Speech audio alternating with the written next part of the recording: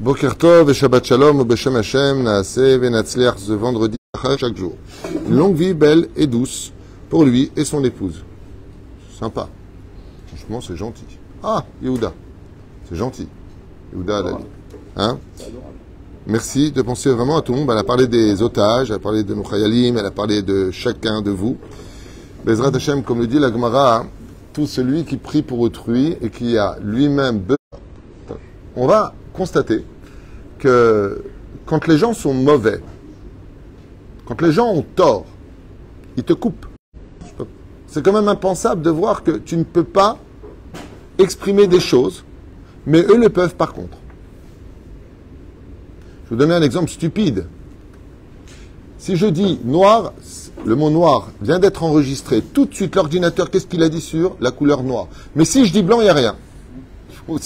C'est un exemple. Un exemple. Si je dis il se l'est ramassé, ça va passer. Je dis Hamas, pourquoi il a dit Hamas? Mais c'est un groupe terroriste. Il a dit terroriste. Ces deux mots-là sont des mots-clés. L'ordinateur dit, oh, pop, pop, pop, vite, vérifiez qu'est-ce qu'il va dire. Un chat, c'est un chat, et un chien, c'est un chien, et un cheval, c'est un cheval, et je sais pas, l'Oda, Dvarim Brourim, sans insulte. Eh bien, ça se retrouve mot pour mot dans la paracha de la semaine. Nous avons une assemblée, la Torah dit, Eda Ra'a, une assemblée de Rechaim, de Poshim, de Chataim, des gens négatifs, des gens mauvais, des gens pourris, qui sont là à aller contre la volonté, 1, de la moralité, 2, de Dieu lui-même, 3, qui font l'information avec le ton pour influencer les autres, comme j'ai entendu dans une chaîne, sur une chaîne française, excusez-moi, la 12e chaîne israélienne, pourquoi parler de France? Chez nous, on n'est pas mieux. Hein? Alors encore une fois, donc, alors Bibi, pourquoi tu dis Bibi, pourquoi tu le Bibi par le bas? Pour montrer encore un défaut. Oui, enfin bon, Bibi aurait dû tout de même. Mais regarde ce qu'il est en train déjà de... Exact, t'as dit un mot-clé, hein? Et que quand on est Rosh Mamshala, qu'on peut dire si ou bien ou pas bien il fait. Et que quand tu as les Trump au téléphone et le président de l'Allemagne au téléphone et le président de l'Angleterre au président, c'est-à-dire que tu n'es pas à sa place, tu n'es pas au courant de tout. Et chacun se permet de se la ramener. Mais qu'est-ce qui se passerait si tout le monde était au courant de tout et chacun aurait une place identique? C'est le cas des Meraglim. Nous avons le cas de Yoshua, qui va être de Hoshea, il va passer à Yoshua, de peur qu'il tombe dans la Hatzat Meraglim. De peur que lui aussi tombe dans l'influence des autres. Il faut savoir une chose. Il faut savoir une chose incroyable. C'est que dans la Parashat Korach, parmi les 250 princes qui se présenteront contre Moshe Rabbeinu à l'accusé, sous l'influence extraordinaire pas du premier, mais en tout cas un des plus grands pervers narcissiques, vraiment sociopathe de la Torah tel que les Midrashim l'enseignent, Korach, qui vit dans le déni. Korach, c'est quelqu'un qui vit dans le déni. Comme c'est marqué dans la Gemara, Korach v'chol hadato. Ils sont venus pour se disputer avec Moshe, mais ils disputer avec ses propres... Pourquoi? Parce qu'ils veulent une place qui n'est pas la leur, ils veulent un système qui n'est pas le leur, et pour pouvoir avoir gain de cause vis-à-vis du peuple, la Gemara nous dit dans Masechet Sanhedrin qu'il accuse Moshe d'être le rabbin, d'être un homme à femme.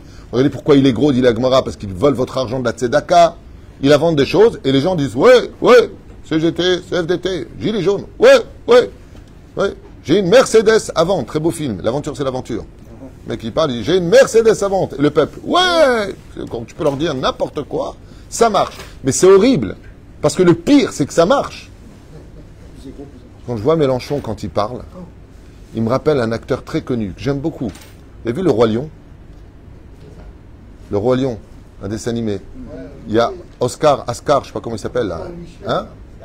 Scar. Scar. Je ne sais pas comment il s'appelle.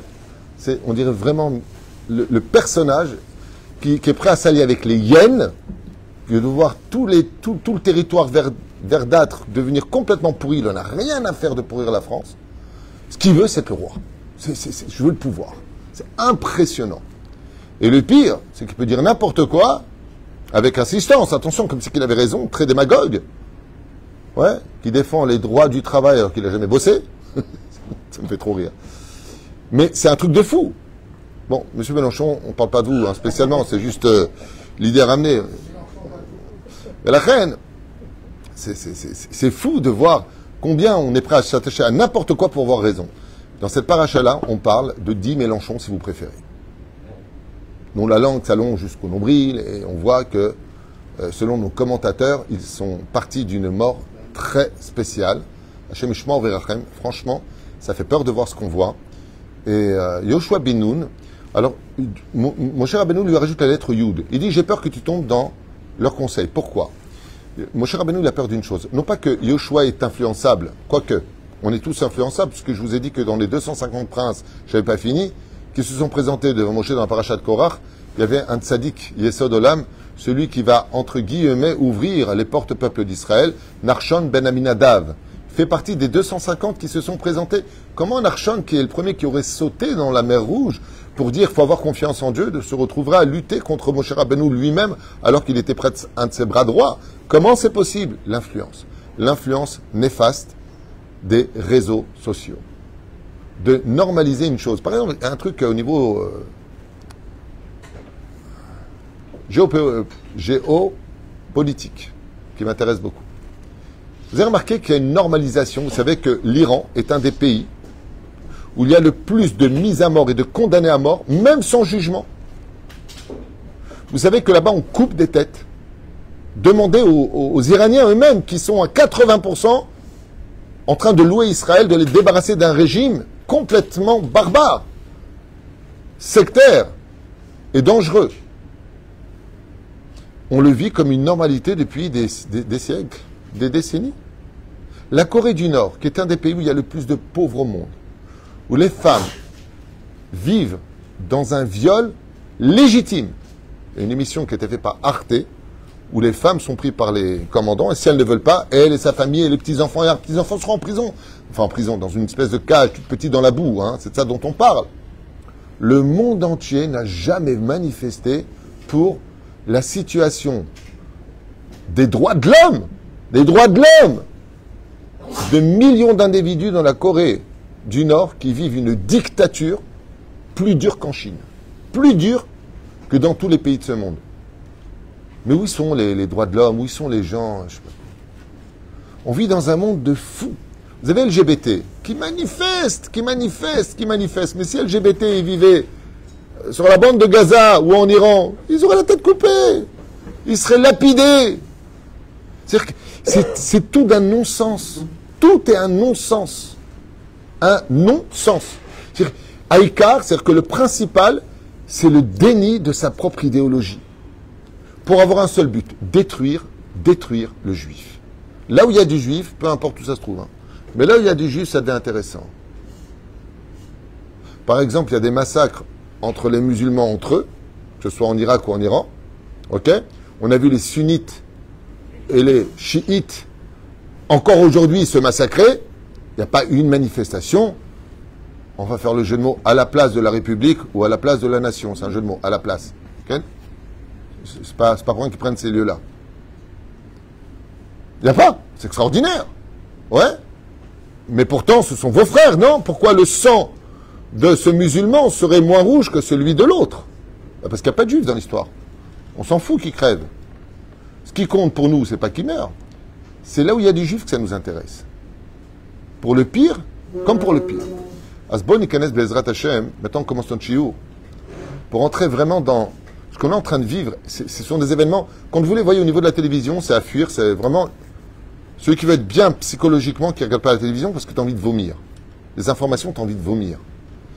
Mais quand tu le regardes avec la Torah, tu as le sourire. Parce que tu vois que tout se répète. Et qu'en réalité, il y a des desseins divins derrière tout cela qui devraient nous mettre en confiance. Parce qu'aujourd'hui, il y a une chose de très positive en 2025, c'est qu'il n'y a plus d'hypocrisie. La haine ou l'amitié est affichée. Zéro. On n'est plus dans Madame Cohen, une petite baguette, appelle la Gestapo. Non. Là, aujourd'hui, c'est je te sers pas. T'es juif, je ne te sers pas. Je ne te reçois pas. Comme ces Israéliens qui ont été à l'hôtel en Suisse, qui ont été refusés parce qu'ils sont Israéliens, ou des restaurants en Italie. En Italie, ils sont rentrés, ils ont entendu qu'ils parlaient l'hébreu. You are Israel? Yeah. On ne vous reçoit pas. Incroyable. Ségrégation. Tu les connais, ces gens-là? Et si c'était d'extrême gauche? Ah ah, non, non, non, t'es juif. C'est extraordinaire. En tout cas, aujourd'hui, il y a quelque chose de bien. L'hypocrisie est en train de disparaître pour laisser place à la haine sur le domaine international. Asbon et Bezrat Hashem, d'abord Me'od Ma'anien dans cette paracha, c'est que Yoshua, on a peur pour lui. Yoshua, on a peur pour lui. Qu'est-ce que fait Moshe? Il rejette la lettre Yud. Là, vous apprenez que le Yud, au niveau de la Kabbale, chaque lettre a une influence. La lettre He, pour la prolification. Si vous avez une femme qui ne porte pas le nom, dans son nom, elle n'a pas une lettre He, ce serait bien de lui rajouter la lettre E pour qu'elle ait un enfant. Ça s'appelle Rachel, ça s'appelle Rouchalé. Rajoute le He. Pourquoi? Parce que ça va ouvrir sa matrice. Ok? C'est pour ça que Billah, c'est un des meilleurs noms pour avoir des enfants. He He. Comme ça dit les Chachamim. Quand il y a deux fois He, c'est sûr qu'elle aura des enfants. C'est ce que dit Rachel. Quand elle dit prends ma servante Bilha, par elle qui aura des enfants. Tandis que, qu'est-ce qu'a dit Sarah? Par Agar, peut-être que j'aurai des enfants. Il dit pourquoi? Chazil dit parce que Agar, il y a un He, peut-être. Mais Bilha, il y a deux He, c'est sûr. La lettre Vav, c'est une lettre de longévité, elle rajoute de la vie. Pour ça, Gedalia, Gedaliaou, Elia, Eliaou. Dès que tu rajoutes le Vav, c'est une lettre qui a la force de rajouter de la vie. La lettre Yud, elle rajoute de la Chokhma. C'est pour ça que David, vous verrez dans le Tanakh, il écrit toujours avec un Yud en général. Dans Shirachirim avec le Yud. Mais vers David avec le Yud. Pourquoi? Parce que le Yud rajoute de la Chokhma, de l'intelligence. Donc, on a renforcé Yoshua pour qu'il ait le Yud de la Chokhma dans son nom. Donc, si vous avez un nom avec un Yud, un Vav et un He, comme Yehuda par exemple, le Shem Metsuya. Même si Yehuda, c'est un nom un petit peu dur à porter dans l'ensemble, Babal, Zeshem, Prinat Arkabat Taotiot, en ce qui concerne les lettres, qui est vraiment excellent. Oufren Tzadikim, Yiruv et Ismahu, Bonire, Makorepo. Les Meraglim reviennent. Et ils se la jouent vraiment à l'idéologie gauchiste, en apportant non pas des informations neutres, mais leur opinion personnelle sur l'information. Je me suis dit qu'en deux mots, aujourd'hui, en 2025, tu as un journaliste qui est de gauche, ben, il va apporter son opinion alors qu'il n'est pas payé pour ça. Il n'est pas là pour transmettre cela, il est là pour transmettre une information. Vous savez, quand je suis dans la voiture, j'écoute des informations qui sont pré-préparées à l'avance, vous savez, pré-enregistrées. Le ton, il te dit exactement ce qu'il y a, après à toi de choisir. Mais quand tu es face à un journaliste qui parle, tu le sens déjà dans ton... quand il pose des questions. Oui, mais vis-à-vis de cela, haha. Tu poses une question ou tu essaies de me piéger? Tu fais l'auditoire de ta propre idéologie que tu veux transmettre aux autres. Ce qui est strictement interdit dans la Torah, des Rechagav. Si les Meraglim m'avaient dit, écoute, c'est un pays, il y a des géants, il y a des monstres, il y a des belles-mères, je sais pas, il y a tout ce que tu veux là-bas, et qui se seraient tués, c'était tzadikim. Mais qu'est-ce qu'ils disent? Le peuple est trop fort, on ne pourra pas Éphèse. Quoi Éphèse? Ils ont décidé que Dieu ne valait rien, que Dieu ne pourrait rien faire, que c'était mort, qu'on ne pouvait... On t'a pas demandé d'apporter ton opinion. Au frère, la question du shiur aujourd'hui, c'est de savoir pourquoi il n'y a que Caleb qui intervient et qui parle. Yoshua bin Nun se tait. Vous avez remarqué ça? Yoshua bin Nun n'intervient pas quand les Meraglim parlent. La Gemara dans Masechet Sota Betaflamet He nous dit qu'il a essayé de parler. Mais ils lui ont dit, tais-toi, toi. T'es Nagua Badavar. Alors, Yoshua bin Nun, je vous dis franchement, on avait un problème avec lui. C'est que c'est l'élève principal de Moshe Rabbeinu. Et il sait que s'il rentre en Israël, Moshe meurt. Donc Yoshua n'est pas intéressé à rentrer en Israël pour protéger son maître, Moshe Rabbeinu. Donc il lui donne le Yud, en lui disant, Shelo Tipol Batsat Rechaim, que tu tombes pas dans le conseil de ces mécréants qui sont là. Ok, Umbad, et après, pourquoi est-ce qu'ils le font taire? Yoshua essaie de parler, et tu as les 10 Meraglim et le peuple d'Israël qui lui dit, hey, toi, tu ferais mieux de ne pas parler. Pourquoi? Caleb Ben Yefouni leur dit, vous vous trompez. Comment vous remettez la parole de Dieu? Bien sûr qu'on peut. Bien sûr qu'on peut. On peut y arriver. On peut réussir. Dieu a toujours été avec nous. Pourquoi il ne le sera pas encore demain? Pourquoi baisser les bras? Israël, c'est peut-être compliqué, mais on peut y arriver. Où est votre foi? Vous avez reçu la Torah du Har Sinaï, vous avez vu le miracle d'Hachem. Il rentrera avec nous, en nous, à travers la nature pour se dévoiler. Et là, est-ce que ça va marcher au fait? Non, puisque c'est Tcha B'Av. Dieu leur dit, je vais tous vous zigouiller. Tous les 9 du mois de Av, ils sont enterrés 15 000. Au bout de 40 ans, il ne reste plus que personne. Les 600 000 sont pratiquement morts, sauf les 15 000 derniers de la dernière année, selon la Gemara. Mais c'est une Gemara, c'est pour. Et pourquoi Yoshua, on ne lui a pas laissé le droit de parler, tandis que Caleb, on lui a laissé le droit de parler? Pour pouvoir comprendre ça, il faut revenir à Sarah et Menou et Agar, pour comprendre cette Nekuda. Vous savez qu'une personne, comme le dit Agar, voici 10 ans que nous vivons sur la terre d'Eretz Kenaan, donc elle précise dans quel lieu elle vit, et je n'ai toujours pas amené d'enfant. La Gemara nous apprend, comme l'Halakha le dit, que si tu es marié avec une femme et qu'elle ne t'apporte pas d'enfant au bout de 10 ans, tu la divorces et tu prends une autre femme. Ou, deuxième option, avec sa permission, tu prends une deuxième femme. Si elle ne veut pas, good luck. Sarah a préféré rester femme. Donc elle dit, prends Agar. Le Rav Urbach, le Rav Yashiv, Kol Gdolei Israël, poskim, que cette loi-là n'est valable qu'en Eretz Israël. Mais si c'est en Chutz Laaretz, tu es marié avec une femme, c'est mieux, et que 10 ans, 11 ans, 13 ans passent, elle ne t'a pas donné d'enfant. Tu es en France. Loïgar Shena, tu ne peux pas la répudier. Pourquoi? Parce que la terre d'Eretz Israël a été créée pour être une nation juive. Vers Israël, les Goy Gadol. Ce qui fait que la terre d'Eretz Israël est une maman qui est née maman. C'est-à-dire que ça n'arrive pas à avoir des enfants en Chutz Laaretz, vient en Eretz Israël parce que la ségoula de la terre d'Israël, c'est d'apporter des enfants.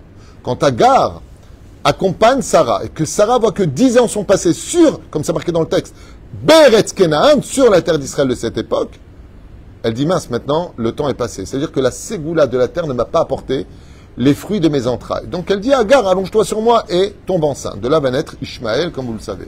Agnien. Ce qui fait que, quand ils sont arrivés là-bas, pourquoi est-ce qu'ils ont rapporté des fruits? Faisant allusion à Pribitna. Comment on appelle des enfants dans la Torah?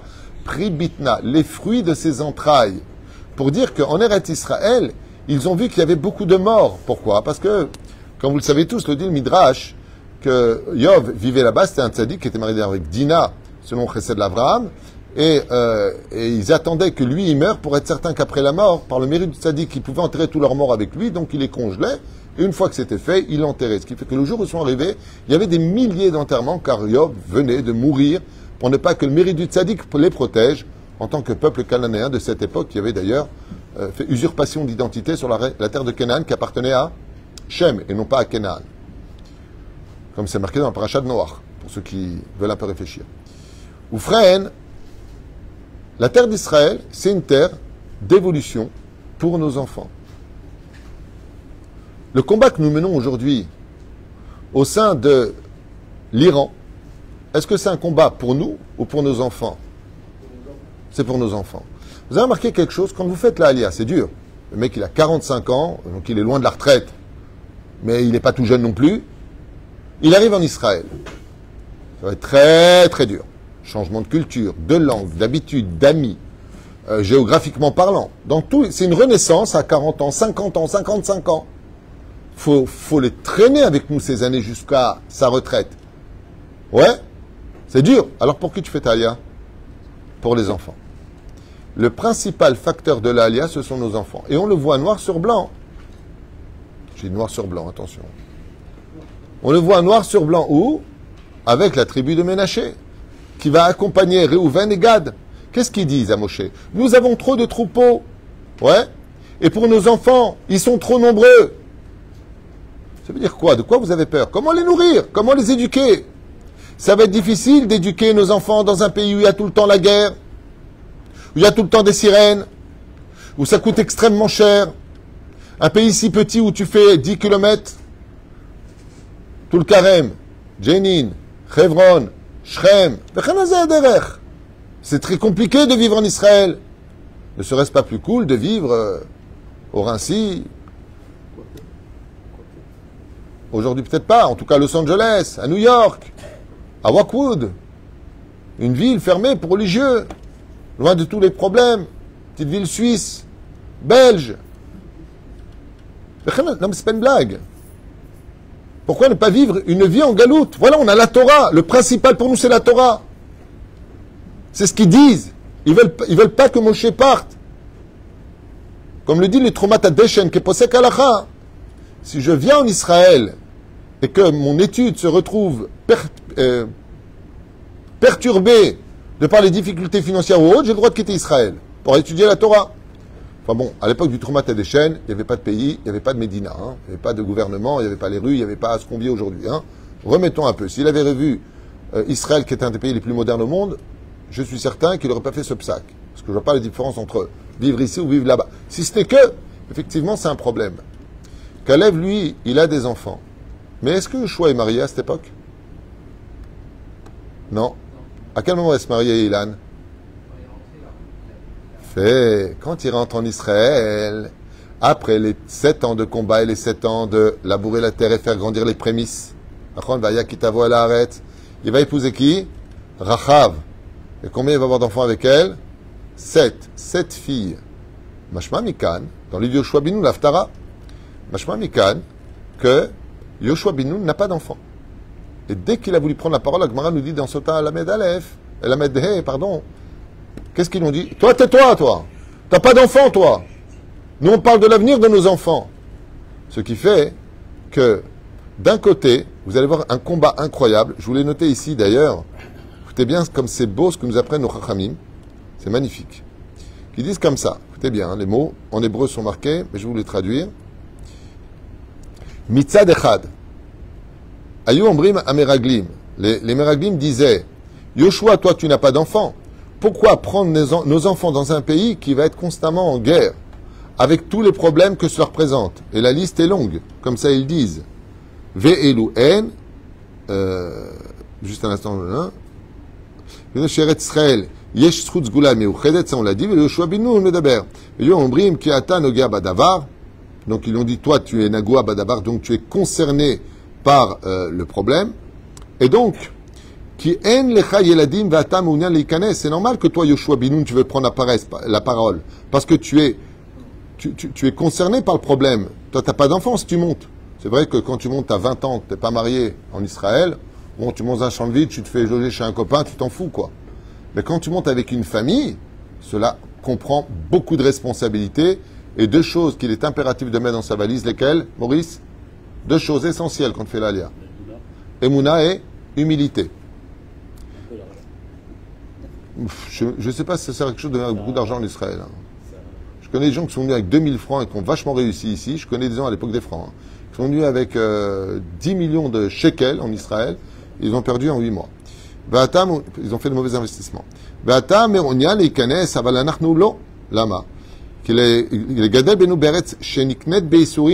Parce qu'on a vu que la terre d'Israël s'achète par des souffrances. Problème de Parnassa, problème de guerre. Mitnagde à Torah. On a vu le Yetzer Hara qui est très fort là-bas. Ils s'opposeront à l'étude de la Torah. On ne sera pas tranquille. Haïkar ha-Torah benahat adif lanu. Nous préférons étudier, dit les Chachamim, l'argument est fort.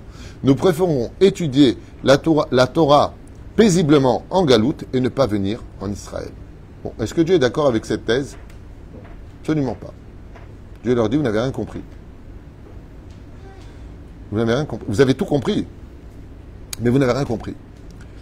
Tout compris parce que oui, il faut étudier la Torah, kabataitim la Torah, il faut être shomer Shabbat, mitzvot, tirei shamaim. Oui, on est évident. Hein. Je rappelle que je suis Haredi et que je suis très fier de cette idéologie.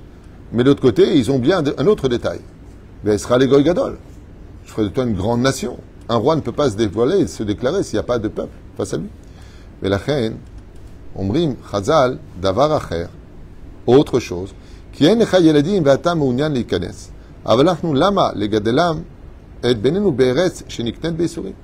Donc d'un côté, ils lui disent que toi c'est normal, t'as pas d'enfant, tu veux rentrer en Israël, c'est facile. Mais qu'est-ce que tu vas faire des vieillards? Qu'est-ce que tu vas faire de nos enfants? Qu'est-ce que tu vas faire? La vie est très difficile. Si je m'en réfère à ce qui est marqué ici, quel est le conflit dans cette paracha sur les Meraglim? Au niveau de l'extérieur de sa clipa, c'est le respect, ils veulent des honneurs et le monsieur, le rabbin, je sais pas quoi. Okay. Comme ça disait Chachamim, hein, c'est pas moi qui le dis. Donc le Rav Shtirk avait fait un cours justement que j'ai jamais écouté, mais je sais qu'il avait fait un cours sur l'honneur des Meraglim. On est après la Srara, c'est-à-dire on cherche les honneurs. Ok, très bien, très bien, très bien, pas de problème. Mais si je m'en réfère à ce que ici nos sages nous livrent, sur quoi est basé le conflit idéologique de rentrer ou pas en Israël? Sur l'avenir des enfants d'Israël. Sur le conflit de l'éducation en Israël. Et c'est incroyable, parce que jusqu'à aujourd'hui, ce même conflit d'actualité, quand tu parles de monter en Israël, on te dit, ouais, mais pour tes enfants qui vont venir, là-bas ils vont tomber. Les mêmes paroles que les textes de nos Chachamim sont véhiculés encore aujourd'hui, en 2025. C'est exactement le problème de l'éducation des enfants. Et j'ai une question à vous poser, peut-être un peu bête et idiote, mais est-ce qu'on peut ici éduquer nos enfants bécédères? Est-ce que c'est un pays où on peut réussir à éduquer nos enfants? Oui? Oui. Vous vivez ici? Combien de temps tu vis ici? 18 ans. Et tes enfants sont chômeurs mitzvot? Baruch Hashem. Kissouille total? Baruch Hashem. On peut vivre religieusement ici? Rappelle-moi ton prénom, j'ai oublié. Didia. On peut vivre religieusement ici? Bien sûr. C'est une question bête pour toi. Ilan, on peut vivre bien heureusement. À Kol Beseder? Alors pourquoi nous, on voit ce qu'ils ne voient pas? C'est pour ça que Kalev, comme il a beaucoup d'enfants, lui, il prend la parole. Et il dit, sachez une chose. Si vous faites des comparaisons entre la France et Israël, par exemple, effectivement, ici, il n'y a pas des bunkers dans les écoles, là-bas. Des systèmes qui sont très compliqués. À 1 heure, les enfants sont dehors ici. Mais on te demande de travailler, débrouille-toi pour les faire garder. C'est très dur. C'est très très dur de payer des écoles qui coûtent une fortune. C'est très très dur de payer l'université. Tout est dur en Israël. Tu fais une michlala, c'est 20, 25 000, 30, jusqu'à 40 000 shekels. C'est très compliqué. Mais est-ce qu'on y arrive? Est-ce qu'on peut dire, d'ailleurs, une chose incroyable, que dans les 20 pays où la jeunesse est la plus heureuse du monde, selon je ne sais pas quelle organisation très sérieuse à ce qui paraît, Israël est le 15e pays, il y en a qui disent 17e pays de la jeunesse la plus heureuse. Mais est-ce qu'on est une des jeunesses les plus avancées? Oui. Est-ce que ce sont une jeunesse qui sait se réactiver? Est-ce que c'est une jeunesse qui sait se prendre en main? La jeunesse israélienne est une des jeunesses les plus intelligentes que j'ai connues dans ma vie. Et je voudrais vous donner un exemple de ce que m'a raconté mon neveu, qui était à l'époque premier à Lucien de Hirsch. Quand il arrivait à l'université de Haïfa, il pensait qu'il allait être le taulier. Il a failli se faire virer. Et quand je lui ai posé la question, je lui ai dit, alors qu'est-ce qui se passe? Il m'a dit, mais c'est des ténors ici. En France, j'étais le premier et ici, je suis le dernier. Au Technion de Haïfa. Ils ont des exercices impressionnants. Ils sont capables de prendre un avion et de le super évoluer. Je parle du Lavi, hein. Je vais vous rappeler de cet avion. Le Lavi est un avion qui est arrivé en Israël, je crois, dans les années 80. C'est un avion américain. Et Israël, en l'espace de 6 mois, l'a rendu l'avion le plus rapide du monde, le plus incroyable. La technologie israélienne. Quand vous rentrez dans les bureaux de high-tech, vous voyez que des jeunes. Que des jeunes.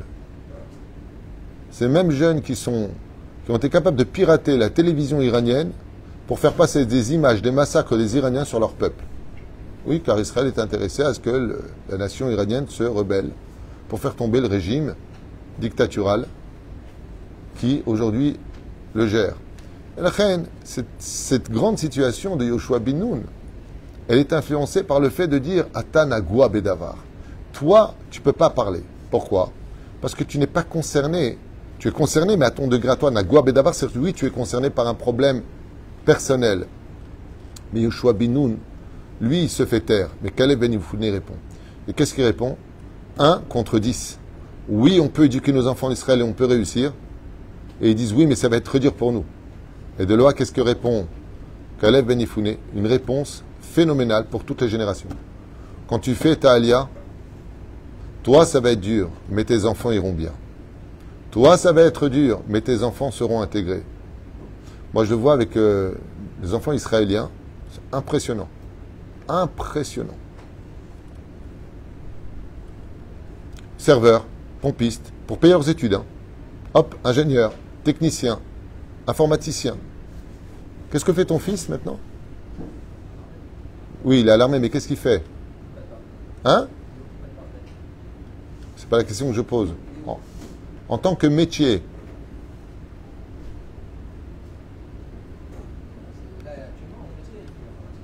Informatique, non, mais il ne crée pas des trucs... Vous m'avez parlé de ça la dernière fois. Ah, c'est top secret. Il est hacker. Ok. On voit la jeunesse en Israël qui grandit. Et aujourd'hui, le combat que nous menons, c'est exactement ce que dit Caleb Ben Yefouné. C'est vrai que le combat va être dur. C'est vrai qu'on va avoir 7 ans de guerre. C'est vrai que... Mais on se bat pour l'avenir. Est-ce que tout le monde peut en dire autant aujourd'hui dans leur pays? Qu'est-ce que la France, pour moi, encore une fois, je le dis, je le répète, la France est un pays d'une beauté rarissime. Rarissime, que ce soit du nord au sud. Mais quel héritage vont laisser les Français de souche française à la génération qui viendra? Qu'est-ce qui va rester de la France à force de jouer la politique de l'autruche?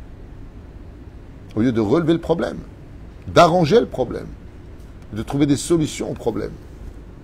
L'avenir des enfants a été mis de côté, tandis que le débat de la paracha des Meraglim est essentiellement, comme explique Rabbeinu Yona, essentiellement basé sur l'avenir des enfants. Et on voit que dans la suite des parachiotes, la tribu de Réhouven va parler du travail et ensuite des enfants, ce qui va fâcher Moshe. Mais on voit que le même problème sur l'éducation des enfants réintervient. Alors c'est vrai qu'on dit souvent en Israël, ils sont un petit peu durs, les enfants, pas en France, excusez-moi, est-ce que je peux, comme s'il n'y avait pas de problème en France aussi étant, enfin bon, ça c'est pas le sujet d'aujourd'hui, mais on ne peut pas comparer la vie dure que nous avons en Israël avec la vie en France, avec toutes les aides sociales, avec toutes les facilités, sans guerre, il y a le problème de sécurité aujourd'hui.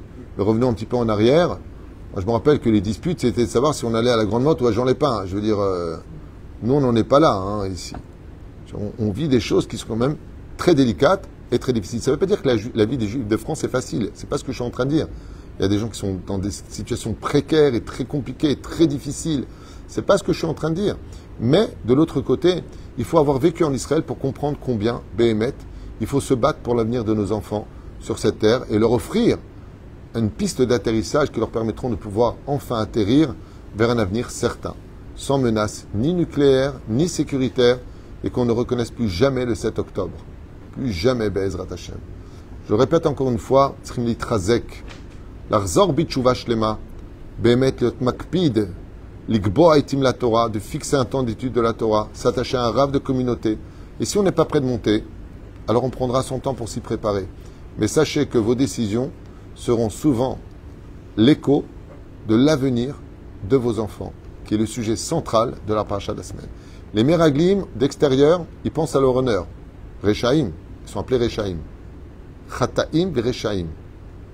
Au niveau du Sod, ils parlent de l'éducation des enfants. Et la Gemara dans Sota nous dit, c'est pour cela qu'il disait, toi, tu n'as pas d'enfant, tu ne peux pas parler, tu peux monter, il n'y a pas de problème. Mais nous, on a des familles, on a des enfants. Quel avenir nous réserve Israël? La réponse est, l'avenir que réserve Israël à tes enfants sera celui que toi-même tu auras travaillé quand tu auras fait ta Aliyah. Baruch Adonai Leolam, Amen, ve Amen.